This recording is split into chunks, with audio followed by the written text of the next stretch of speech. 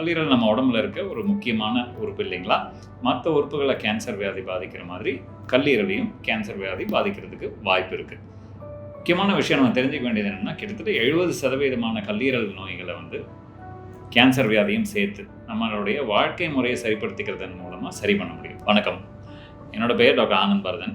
நான் ராமகிருஷ்ணா மருத்துவமனை கோவையில் கல்லீரல் மற்றும் கணை அறுவை சிகிச்சை நிபுணராக வேலை செய்கிறேங்க. முதல்ல என்ன வரலாம் அப்படின்னு சொல்கிறதுக்கு முன்னாடி ஐ திங்க் என்ன பண்ணுனா இந்த நோய் வராதுன்னு சொல்கிறது ரொம்ப முக்கியம்னு நினைக்கிறதுனால அதை முதல்ல சொல்கிறேங்க. குடிப்பழக்கத்தினால வர்ற ஆல்கஹாலிக் ஹெப்படைட்டிஸ் மற்றும் சிரோசிஸ் அப்படிங்கிற 2 நோய்கள்னால கல்லீரல் பாதிக்கப்பட்டு அதனால வர்ற ஹெப்படோசெல்லுலார் கார்சினோமா கல்லீரலை பாதிக்கிற ரொம்ப காமனான நோய் நாங்கள் எங்களோட ப்ராக்டிஸில் பார்க்குறது. இந்த நோயை குடிப்பழக்கத்தை அவாய்ட் பண்ணுறதன் மூலமாக, குடிப்பழக்கம் இல்லாமல் இருக்கிறதன் மூலமாக முழுமையாக தவிர்த்துக்க முடியும்.